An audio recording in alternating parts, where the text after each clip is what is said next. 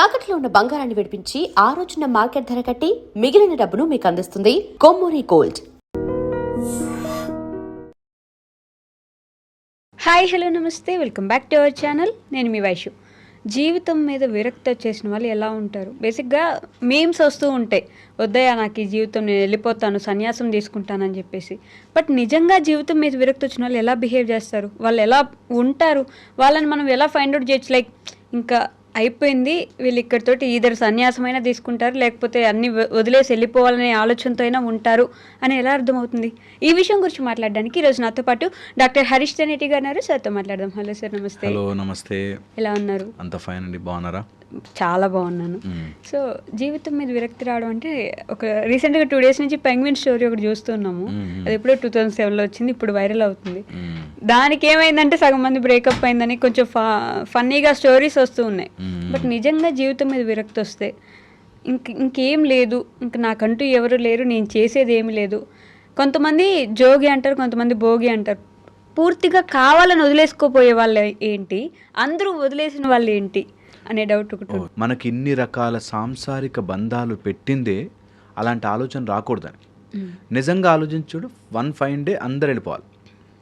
ఎంత సంపాదించుకున్నావు, ఎంత ఎఫ్డీలు ఎన్ని దాచిపెట్టుకున్న డబ్బులు, గోల్డ్, బంగారం ఓ రోజు వెళ్ళిపోవాలి, టక్కమని తెగిపోతుంది.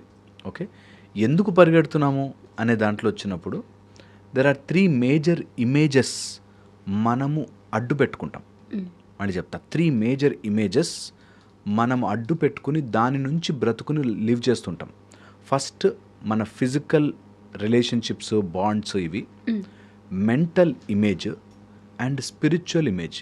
ఈ మూడిటి ద్వారానే మనం బ్రతుకుతాం. ఫర్ ఎగ్జాంపుల్, ఫిజికల్ ఇమేజ్ అంటే నాకు నా పిల్లల కోసం బతుకుతాను, లైఫ్లో నేను డబ్బులు సంపాదించడానికి బతుకుతాను, ఆర్ నేను ఇది సాధించడానికి, జాబ్ తెచ్చుకోవడానికి, డిగ్రీ తెచ్చుకోవడానికి అని ఫిజికల్గా. వేరే ఆ పేపర్ కావాలి, ఆస్తి కావాలి, ల్యాండ్ కావాలి, ఇల్లు కావాలి, ఉంటున్న పేరు, పలుకుబడి, పరపతి అని ఫిజికల్.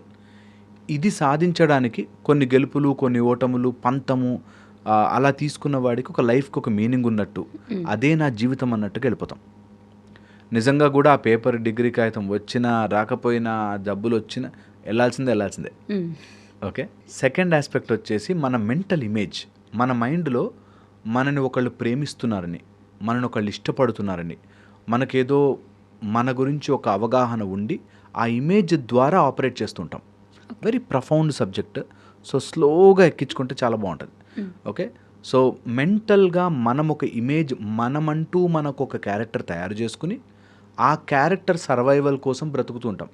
ఒకవేళ నేను పిరికిగా ఆత్మహత్య చేసుకుంటే నలుగురు ఏమనుకుంటారు, నేను పిరికోండి అనుకుంటారా అనే ఇమేజ్ని కాపాడుకోవడానికైనా పని చేస్తారు చాలామంది.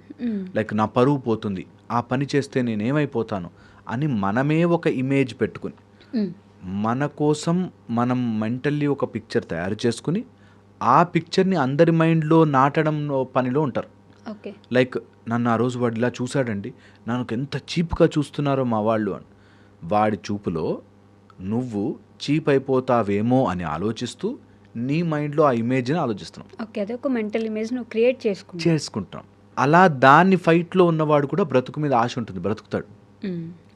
Okay, third the spiritual image, where ఎక్కడో తెలుసు దట్ ఏదో దేవుడు చూస్తాడు, దేవుడు మనకి కనికరిస్తాడు, లేకపోతే ఏదో జన్మలో కర్మ చేశాం కాబట్టి, లేదా నాకు ఏదో పాపమో పుణ్యమో ఏదో జరుగుతోంది. ఈ టైప్లో భగవంతుడు అనే ఒక సృష్టి వేరుంది, ఒక పవర్ వేరుంది, ఈ సృష్టి వేరుంది అని తెలుసుకుని at a broad ground level బ్రతికిన రోజులు మంచిగా బ్రతకాలి, లేకపోతే దాన్ని దాటి ఇంకోలాగా ఏదైనా బ్రతకాలి అనేటట్టు ఈ ఇమేజెస్లో బ్రతుకుతారు. ఎవరికైతే ఈ ఇమేజెస్లో ఇంకా మీనింగ్ కనిపించదో వాడు విరక్తి చెందుతాడు. కానీ స్పిరిచువల్లో అయినా ఆగిపోతారు అంటుంటారు కదా, అదే లాస్ట్ ఏమో అంటారు కదా. కాదు, అది నిజంగా విముక్తి కోసం వెళ్ళడం వేరు. విరక్తితో ఏంటి లైఫ్, ఏంటిలా అయిపోయింది అనేది రాకుండా చూసుకోవాలి. స్పిరిచువల్ అన్నారు కాబట్టి చెప్తున్నా, ఏదో దేవుడు నాకేదో కనికరిస్తాడు అనుకుని గుడి మెట్లు ఎక్కాడు, లేకపోతే మోకాళ్ళ మీద నడిచారు, ఇలా ఏవో మొక్కులు పెట్టుకుని చేస్తారు. అది తీరకపోయేసరికి దేవుడు కూడా నన్ను కనికరించట్లేదు కాబట్టి ఇంకా నా జీవితం వేస్ట్, దేవుడే నా మాట వినట్లేదు. ఈ సినిమాలో లాస్ట్కి మనము చూసారా, దేవుడు విగ్రహం ముందుకు వచ్చి రా దిగిరా అనే పాటలు ఉంటాయన్నమాట. అనగానే దేవుడు నిజంగా లేచి ఉరికొస్తాడేమో అన్నట్టు. అలాగా దేవుడు అనేది ఒక పిక్చరు. అక్కడి నుంచి నా కోరికలు తీరితే మంచి దేవుడు, తీరకపోతే అసలు దేవుడు నన్ను పట్టించుకోవట్లేదు అనే ఒక ఇమాజినేషన్లో ఉంటారు. అది కూడా ఒక ఆస్పెక్ట్. ఓకే. అలాంటి వాళ్ళు విరక్తి చెందే ఛాన్స్ ఎక్కువ ఉంటుంది, విముక్తి రాదు. ఈ బంధాల నుంచి న్యాచురల్గా అలా తెగి పడిపోవడం వేరు. ఓకే. ఎలా అయితే మనకి మృత్యుంజయ మంత్రంలో చెప్తారు, ఉర్వారుకమివ బంధనాన్ మృత్యోర్మృక్షేమామృతాత్ అన్నట్టు. అలాగ తెగిపోవడం వేరు. ఓకే. న్యాచురల్గా మనం లైఫ్ లివ్ చేసి these are all outside అంటించుకున్నదిరా, లోపల దెర్ ఇస్ అన్ అదర్ స్వరూపం విచ్ విల్ గో అని విముక్తి న్యాచురల్గా రావడం వేరు. ఓకే. ఓకే. చాలామంది విరక్తితో నాకు దేవుడు ఏం చేయలే, నేను ఇంత చేశాను, నేను ఇంత మంచివాడిని, నా మంచితనం ఎంత మంచితనం అంటే అనేటట్టుగా లెక్కలు వేసుకునే టైపు, దేవుడు నాకు ఏం చేశాడండి అనే దాంట్లో ఉంటారు. It's also very very bad. Okay. అలాంటి వాళ్ళంతా విరక్తిలో ఉంటారు. దట్ దేవుడితో బిజినెస్ డీలింగ్స్ అలా చేసుకునేవాళ్ళు. ది అదర్ ఆస్పెక్ట్, మనం ఏదైతే మెంటల్ ఇమేజ్ అంటున్నామో, నన్ను ఎవరో గాయపరిచారు, ఆ నొప్పి ఇంకా మానదు. ఇది ద మేజర్ ఆస్పెక్ట్ మనం ఇప్పుడు మాట్లాడుకోవాల్సింది. దట్ ఏదో పెంగ్విన్ ప్రేమలో విఫలమైపోయి వెళ్ళిపోయిందని. అలా చాలామంది ఉన్నారు. నాకు ఎవరో అమ్మాయి నన్ను మోసం చేసింది అని డల్గా కూర్చున్నవాడు, ఒక అబ్బాయి నన్ను ఏదో చీట్ చేశాడని చెప్పి డల్గా, వీళ్ళంతా కూడా ఏదో బిజినెస్లో మోసపోయామని కూర్చున్నవాడు. వీళ్ళంతా వాళ్ళ మైండ్లో ఒక ఇమేజ్ తయారు చేసుకుని, ఆ ఇమేజ్లో నేను మోసపోయాను అనుకుని, ఆ ఇమేజ్ లేదు, ఆ లేని దానికి దెబ్బ తగిలిందనుకుని, ఆ దెబ్బ తగిలిన ఇమేజ్ వల్ల అందరూ నన్ను ఏమనుకుంటున్నారు అనుకుని దాంట్లోంచి ఆపరేట్ చేస్తారు. వీళ్ళని ఎంత కష్టం బయటికి లాగడం తెలుసా, ఎంత హ్యూజ్ కష్టం తెలుసా. లేదురా అట్లాంటిది ఏది అని చెప్పినా నమ్మరు. నీకేం తెలుసు, పరువు తెలిస్తే తెలుస్తుంది అంట. ఐ నో పరువు పోయినప్పుడు బాధ వేస్తుంది, బట్ అది చచ్చిపోయేంత బాధ కాదు. దెబ్బ అనిపిస్తుంది, అరే ఎవరైనా చీట్ చేస్తే ఎందుకు ఇట్లా చేశారు అని అనిపిస్తుంది, but quickly recover, come out of it as much as possible. లేకపోతే విరక్తిలోకి వెళతారు. నిజంగా కూడా మన మెంటల్ ఇమేజ్కి అంత సీన్ ఇవ్వకూడదు. ఆ మెంటల్ ఇమేజ్ అనేది ఇగో ద్వారా చేస్తుంది. సో ఎవరైనా ఈ మెంటల్ ఇమేజ్కి దెబ్బ తగిలిన వాళ్ళు ఎలా అంటారంటే, ఫస్ట్ థింగ్, ఏది కూడా వాళ్ళకి ఎంటర్టైన్మెంట్ ఆర్ మనసుని రంజింపచేసేదిగా ఉండదు. ఏది కూడా వాళ్ళు ఆటల్లోనూ ఆ ఎంటర్టైన్మెంట్ చూడలేరు, నిద్రపోతున్నా కూడా అలసిపోతారు, ఫుల్లీ నిద్రపోతున్నా. సో వాళ్ళకి ఎంతసేపు ఆ ఇమేజ్ దానికి దెబ్బ తగిలింది. నేను ఈ అమ్మాయిని ఇంత ఇష్టపడ్డాను, నన్ను మోసం చేసింది, వీడు ఇంత మంచివాడు అనుకున్నాను, మోసం చేశాడు, ఇందులోనే ఆ ఇమేజ్లోనే ఉండిపోతారు. కాదు, నిజంగానే ఎవరైనా మనల్ని మోసం చేసినా వదిలేసినా జీవితం మీద విరక్తి తెచ్చుకోవాల్సినంత అవసరం ఉందంటారు. బికాస్ ఆ పిక్చర్ని అలా తయారు చేసుకున్నారు వాళ్ళ మైండ్లో. నువ్వు లేకపోతే నేను లేను, నాకు ఇంకొక ఐడియాలజీయే లేదు, నాకంతా నువ్వే, నీ మీద నా లైఫ్ అంతా ఇన్వెస్ట్ చేసేసాను. ఆ మొత్తం లైఫ్లో అదొక పార్ట్ కదా. ఆ ఒక్క ఆలోచన రాదు. ఇప్పుడు normal mind where you have good dopamine, serotonin, DHT ఇట్లాంటివి నార్మల్గా ఉన్న మైండ్, ఇది ఒక పార్ట్, అవును బాధ ఉంది but I have to move on అని తెలుస్తుంది. ఎవరైతే దాని లోపల టూ మచ్గా ఉండిపోయి they lose their dopamine, serotonin and chemical imbalance అయిపోతుందో, వాళ్ళకి అదంతా కాదు, ఇదే ప్రాబ్లము, ఇది సాల్వ్ అయితేనే కానీ నేను సాల్వ్ కాలేను అనే దాంట్లోకి వెళ్ళిపోతారు. అండ్ వాళ్ళకి బిగ్ పిక్చర్ కనిపించదు. అరే this so much to it. ఈ ప్రపంచం మొత్తంలో 140 బిలియన్ పాపులేషన్ ఉన్నారా, 4 బిలియన్ పాపులేషన్ ఉన్నారు, ఎవరు ఎంతమంది ఉన్నారు కదా మనుషులు, అందరినీ ప్రేమించుకోవచ్చు కదరా అనే దాన్ని రారు. They will stay in that decision because of the chemical imbalance. Okay. విరక్తి చెంది ఒకసారి దాంట్లోకి వెళ్ళిపోయాక, the worst problem is they are highly intellectually answering themselves. వాళ్ళు చాలా వాళ్ళ లాజిక్ ఎంత లాజిక్ ఉంటుందంటే, అందుకే depression is a logical brain problem అంటారు. డిప్రెషన్ వచ్చిన వాళ్ళకి చాలా లాజికల్లీ స్ట్రాంగ్ అనిపిస్తారు వాళ్ళకి. అసలు మనం ఆన్సర్ చేయలేం, లాజికల్గా కరెక్ట్ ఉంటారు. అలా మోసం చేయొచ్చా మరి అన్నాం అనుకో, మోసం చేయడం కరెక్ట్ అని కాదు, వాళ్ళ లాజికల్లీ కరెక్టే, కానీ నువ్వు బాధపడడం అవసరం లేదు అంటే ఎక్కదు. So that's the whole issue. That మా ఆయన నన్ను అలా బిహేవ్ చేయడం కరెక్టా అండి, మీ ఆయన బిహేవ్ చేయడం కరెక్ట్ కాదు, బాధపడి నీ ఆరోగ్యం పాడు చేసుకుని నువ్వు నీ లైఫ్ని మెంటల్లీ డిప్రెస్ చేసుకునేది కూడా కరెక్ట్ కాదు. ఈ మోసపోయాము లేదంటే వదిలేశారనే వాళ్ళకంటే, మేమిద్దరం ప్రేమించుకున్నాం, మేము మంచి ప్రేమలో ఉన్నప్పుడు అమ్మాయి చచ్చిపోయింది, సమ్ ఏదో హెల్త్ ఇష్యూనో ఏదో వచ్చి చనిపోయింది. ఆ అమ్మాయి చనిపోయింది, లేకపోతే మేము ఇద్దరం ఇంకా హ్యాపీగా ఉండేవాళ్ళం. ఆ అమ్మాయి వెళ్ళిపోయాక నాకు జీవితం ఎందుకు, నేను జీవితాన్ని ఇలా ఇలా వెళ్ళదీస్తాను అంతే అని చాలామంది ఉంటారు. ట్రూ. ఇది చాలా చాలా ఇంపార్టెంట్ ఇక్కడ అర్థం చేసుకోవడం, దట్ ఎవరు వెళ్ళిపోరు అనే ఆలోచన రాదు. ఇప్పుడు ఒక 20 years దాకా వెళ్తే ఓకేనా అమ్మాయి, 30 years దాకా వెళ్తే ఓకేనా, ఎవరు డిసైడ్ చేస్తారు ఆ టైం లైన్? ఇంత చిన్న పాయింట్ అది లాజికల్గా. సో మేము ఎగ్జాక్ట్గా యవ్వనంలో ఉండి 25 ఉంటే పోకూడదు, 35కి వెళ్ళొచ్చా, 45కి వెళ్ళొచ్చా, పోనీ ఆమె కాకుండా పక్కన అమ్మాయి వెళ్ళిపోవచ్చా? అలా కాదు కదా, లైఫ్లో అందరూ వెళతారు. ఇది ఆ టైంలో చెప్పినప్పుడు వాళ్ళు ఏ బ్రెయిన్ ఉందని అలా మాట్లాడతావా, నా ప్రేమను అర్థం చేసుకోవా అనిపిస్తుంది. బట్ రియాలిటీ ఈజ్ దట్ అందరం వెళ్ళిపోయేవాళ్ళమే, అందరము పోతాం, ఇక్కడి నుంచి వెళ్ళిపోతాం. వాళ్ళ లాజిక్ ఎలా ఉంటుందంటే ఎలాగ వెళ్ళిపోతాం కదా, ఇప్పుడు మళ్ళీ ఇంకో అమ్మాయిని పెళ్లి చేసుకోవడం ఎందుకు, నేను అవసరం లేదు. That's a beautiful point. ఇక్కడ మనకి వెళ్ళిపోవడానికి మనంతట మనగా నిర్ణయం తీసుకునే హక్కు లేదు. ఎందుకంటున్నానంటే 4 విషయాలు మనం మార్చలేం. నేను ఎప్పుడు చెప్తుంటానన్నమాట, జన్మ మృత్యు జరా వ్యాధి. వీటిని ఎవరైతే ఆలోచిస్తారో భగవంతుడు చెప్పిన మాట, ఇలాంటి విషయాల గురించి ఆలోచించిన వాడు మూర్ఖుడు.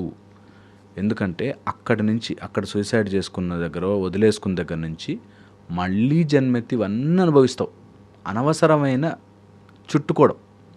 సో ఎవరు ఎలా వెళ్ళాలంటే వెళ్ళిపోతారు, నువ్వు తెచ్చుకోలేదు, నువ్వు పంపించలేదు అన్నది పాయింట్. బాధ ఉంటుంది, ఐ అండర్స్టాండ్. ఈ బాధని ఒక ప్రాసెస్లో మెల్లిగా బయటికి తీసేస్తే you still have a new life. ఒక మనిషి వెళ్ళిపోయడము, లేకపోతే నేను ఒక వ్యక్తిని చూశాను, చాలా ఫేవరెట్ పెట్ని పెంచుకున్నాడు. అది సమ్ రోడ్ యాక్సిడెంట్లో చనిపోయి. ఐ థింక్ నాకు ఆ పెట్ లేకపోతే నాకు లైఫ్ లేదు, నేను ఎందుకు బ్రతుకుండాలి అనే దాంట్లోకి వెళ్ళిపోయాను. దూరంగా చూసిన వాళ్ళకి పెట్ గురించి ఏంట్రా అనిపిస్తుంది. సేమ్ థింగ్ ఒక గర్ల్ ఫ్రెండ్ గురించి ఏంట్రా, బాయ్ ఫ్రెండ్ గురించి ఏంట్రా, వైఫ్ హస్బెండ్ గురించి ఏంట్రా. But life is so unpredictable. అదే దాంట్లో ఉండే మజా. అక్కడి నుంచి you have to take a next turn in to your life. అక్కడి నుంచి నెక్స్ట్ పేజ్ తిప్పాలి. అంతేగాని డల్ అయిపోయా, డిప్రెస్ అయిపోయాను, నేను సూసైడల్ థాట్స్ వస్తాయి, విరక్తి చెందాను, ఈజ్ అ రాంగ్ మోడ్. ఇది కూడా నీ బ్రెయిన్ చేసే ఆట.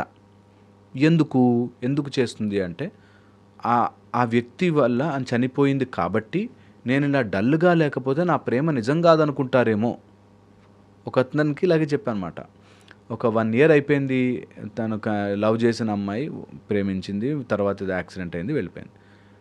నెక్స్ట్ ఏంటంటే నేను వేరే అమ్మాయిని చేసుకుంటే నేను ఈమెను మర్చిపోయినట్టు అయిపోతుంది కదా, నా ప్రేమ నిజము కాదు కదా అప్పుడు అనేది డౌట్. సో ద ఫాల్స్నెస్ ఆఫ్ నేను కరెక్ట్ అని చూపించుకోవడానికి ఈ ప్రపంచం కోసం నేను ఇలా డల్గా మెయింటైన్ చేయాలి. ఓకే, లేకపోతే అమ్మాయిని మర్చిపోయినట్టే, ఇన్ని రోజులు చట్టాపట్టాలు వేసుకుని తిరిగారు కదా అని అనుకుంటారని.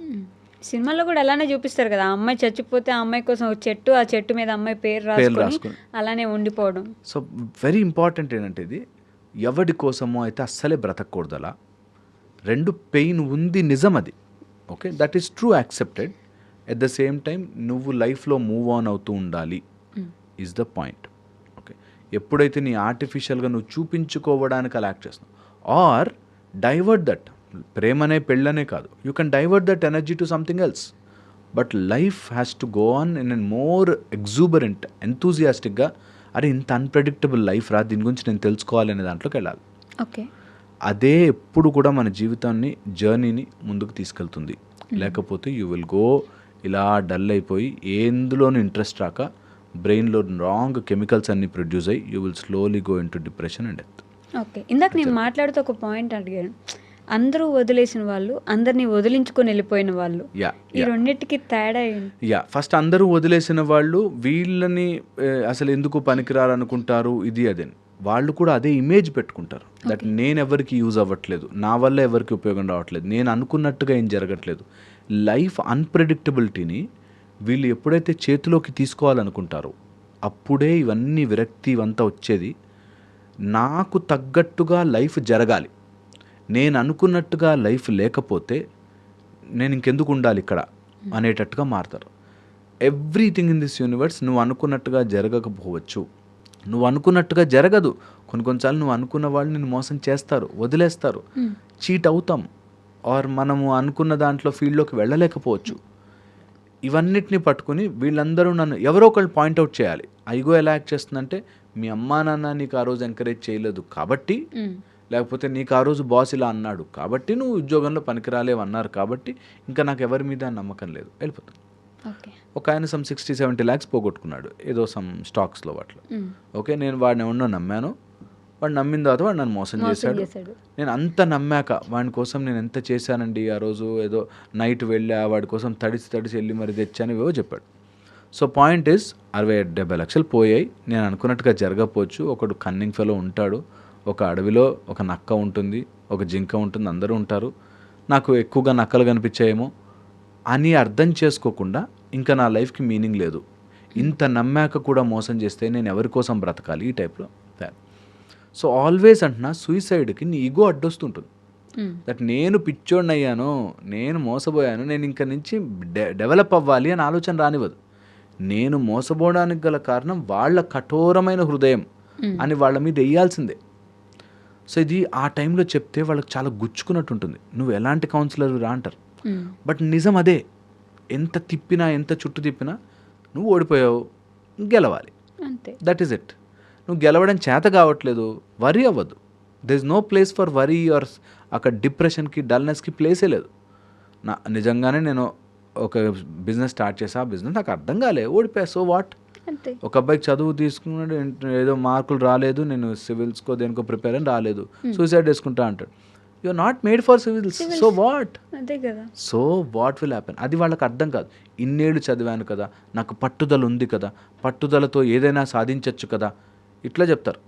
సినిమాలు ఏవో చూపించి పట్టుదలతో ఏదైనా ఓకే, పట్టుదలతో సాధించవచ్చు, అది నిజంగా కాదా చూసుకోవాలి. కొన్నిసార్లు నిజంగా అవ్వకపోవచ్చు, మనకు అంత స్ట్రెంగ్త్ రాక, సో వాట్, వదిలిపెట్టాలి. ఇది చాలా మందికి రాదు తెలుసా, చాలా మందికి. అండ్ సొసైటీలో అలా ఉన్నారు కూడా ఇప్పుడు. సో దట్ ఈస్ వాట్ ఎప్పుడు కూడా మనం అనుకోవాలి. ఎవడో ఏదో చెప్తాడని, ఎవడో ఏదో అనుకుంటాడని అట్లా వేస్ట్గా మన లైఫ్ని ఆపుకోకూడదు. నీకు ఇందులో నచ్చలే, ఈ ఫీల్డ్ పోలే, విరక్తి వచ్చింది, ఇంకో సైడ్కి వెళ్ళి. సో ఎవరైతే మనము వదిలేద్దాం అనుకుంటామో అది అబ్సల్యూట్ ఈగో. దట్ నేను డీల్ చేయలేకపోయాను కాబట్టి వీళ్ళు ఎవరు నన్ను అర్థం చేసుకోరు కాబట్టి నేను పోతా. ఓకే, నిన్ను అర్థం చేసుకునే ప్రోగ్రాము ఎవ్వడు పెట్టుకోలే. నిజంగా చెప్తున్నాను, నువ్వు ఒక గాజు బొమ్మవి, నిన్ను అలా జాగ్రత్తగా తిప్పాలని ఎవ్వరూ బాండ్ రాసుకుని రాలే. ఇది ఎంత త్వరగా మనం ఎక్కించేసుకుంటే, నేను వేరేవాడు నాకు తగ్గట్టుగా ఎందుకు బ్రతకాలి, నేను నా గురించి ఏమనుకుంటున్నాను, నా మంచితనాన్ని అవతల వాళ్ళు ఎందుకు అనుకోవాలి. ఇప్పుడు నేను మంచివాడిని, చాలా బాగా చెప్తాను అనేది అందరూ అనుకోవాలి, లేకపోతే నేను బాధపడతాను అన్న రోజు నేను సఫర్ అవుతా. నేను నాకు వచ్చిన విధంగా చెప్తా, నేను చదువుకున్నదో తెలుసుకుని చెప్తా. అర్థమై సింక్ అయిందా, వెరీ వెరీ గుడ్. సింక్ కాలేదు, తిట్టుకుంటారు, ఖచ్చితంగా ఏం మాట్లాడుతున్నావురా అనుకుంటారు.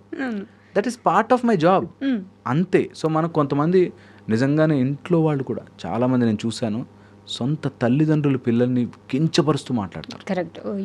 కొంతమంది చాలా కించపరుస్తూ మాట్లాడతారు. సొంత భర్త భార్యని ఇష్టం వచ్చినట్టు, అసలు మామూలు పురుగుల్ని కూడా అలా తిడతాడు. నువ్వేంటి, నీ బతికేంటి, పో బయటకు పో, ముందు చెయ్యి రాకు, బయటకు పో అని మాట్లాడే వాళ్ళు తెలుసు నాకు, మరి పురుగును మాట్లాడినట్టు. సో అలాంటి వాళ్ళు ఉంటూనే ఉంటారు. అట్లాంటి వాళ్ళని డీల్ చేయాలి, అంతే. సెట్ చేయాలి. సెట్ చేయకపోతే నీ లైఫ్ని మార్చుకోవాలి, ఇంప్రూవ్ అవ్వాలి, అంతేకాని దానికి నువ్వు నాకు లైఫ్ విరక్తి వచ్చేసిందండి, ఎంత చేశానండి వీళ్ళ కోసం, నీ ఎప్పుడు కూడా ఆ సొంత సెల్ఫ్ పిటి అనే మాయరోగంలోకి పోకూడదు. సెల్ఫ్ పిటి, నేను మంచివాడిని, నేను ఇంత చేశాను వీళ్ళందరి కోసం అనే ఒక రోగం మోర్ డేంజరస్. నిజంగా కూడా అది క్యాన్సర్ అట్లాంటి వాటికన్నా కూడా డేంజరస్ ఏమో అనిపిస్తుంది అప్పుడప్పుడు నాకు. దట్ నేను మంచివాడిని, అయ్యో నేను కష్టపడ్డాను, నేను చాలా చేశాను, నా లైఫ్లో ఇంత, నేను ఎంత కష్టపడి పైకి వచ్చానంటే, ఆ మాటలు అన్నవాడికి 2 అడుగులు వెనక్కి జరగాలి. ఎందుకంటే they are always in that, నేను మంచితనమో నా మంచితనమో వద్దు. నీ మంచితనం ప్రూవ్ చేసుకోవద్దు. దానికి నేను మంచిగా ఉన్నాను కాబట్టి వీళ్ళు అర్థం చేసుకోరని డిప్రెషన్లోకి వెళ్తారు, ఆ విరక్తిలోకి వెళ్ళిపోతారు, నాకు ఎవ్వరు వద్దని వెళ్ళిపోతారు. నేను చూసాను ఒక లేడీ, 2 పిల్లలు, హస్బెండ్, వాళ్ళు మాట వినట్లేదని ఇల్లు వదిలేసి వెళ్ళిపోయింది, లిటరల్లీ. అయితే చాలా బాధేస్తుంది మనకి, చాలా ఏంటి దానికోసం కూడా వెళ్ళిపోతారా అనిపిస్తుంది. బట్ తనకి అది రియల్, తన మైండ్లో ఉన్న ప్రాబ్లం అది real. So connecting all the dots. నీ మైండ్లో ఉన్న ఇమేజ్ వాళ్ళ మైండ్లోకి ఎక్కట్లేదు కాబట్టి నువ్వు సఫర్ అవ్వడం అన్నది అసలు అంతకంటే మూర్ఖత్వం ఉండదు. ఓకే, అంటే బేసిక్గా జీవితం మీద విరక్తి అనే కాన్సెప్ట్ ఇంతకుముందు ఏంటంటే ఇంక మొత్తం అయిపోయింది జీవితం చూసేశారు అన్న వాళ్ళు కాశీకి వెళ్ళి శరీరాన్ని విడిచేసి ముక్తి తీసుకునే వాళ్ళు ఉంటారు. అసలు జీవితం మీద విరక్తి ఎందుకు వస్తుంది బేసిక్గా? అంటే ఋషులు మునులు అప్పట్లో సన్యాసం తీసుకొని, అంటే చాలామంది మంచి మంచి రిచ్ ఫెలోస్ బిజినెస్ మ్యాన్స్ కూడా అన్నీ వదిలేసుకొని వెళ్ళి ఏదో గుహల్లో కూర్చొని యోగా చేసే వాళ్ళని ఈ మధ్య చాలామంది చూస్తున్నాం. ఎందుకు అలా మారిపోతారు? ఆ స్విచ్ ఎక్కడి నుంచి వస్తుంది? అది విరక్తి కాదు. అది మళ్ళీ చెప్తాను, అది విరక్తి కాదు. అన్నీ ట్రై చేసి విముక్తి కోసం ప్రయత్నం చేశాడు. ఈ మానవ శరీరంలో ఈ 4 కంపల్సరీ వస్తాయి. ఈ రోగిష్టి శరీరములతోనో లేకపోతే ఈ మళ్ళీ మళ్ళీ జన్మ అనే సైకిల్ నుంచి నేను విముక్తి పొందాలి, దాన్ని నేను సాధనాపూర్వకంగా తెలుసుకుని నేర్చుకోవాలి, ఇక్కడ సంపాదించాల్సినవి చేయాల్సినవి చేసేసాను, I want to move ahead. ఇది కంపల్సరీ మనకుంది. ఓకే, చతుర్విధ పురుషార్థాల్లో ధర్మార్థ కామ మోక్షము కోసం నువ్వు ప్రయత్నము చెయ్యాలి. ఓకే, 4 దాంట్లో బ్రహ్మచర్యము, గృహస్థ, వానప్రస్థ, తర్వాత సన్యాసం కంపల్సరీ. మనకు స్లోగా at some point of time అన్ని బాధ్యతలు తీర్చేసుకుని వెళ్ళిపో, సాధనలో కూర్చో, విముక్తి కోసం ముక్తి కోసం ప్రయత్నము చెయ్యి. ముక్తి కోసం ప్రయత్నం చేయడం is correct. At the same time బాధ్యతల్ని తప్పించుకోవడానికో ఇక్కడ వీళ్ళు నన్ను అర్థం చేసుకోవట్లేదు కాబట్టి అక్కడో రాయేస్తానని వెళ్ళకూడదు.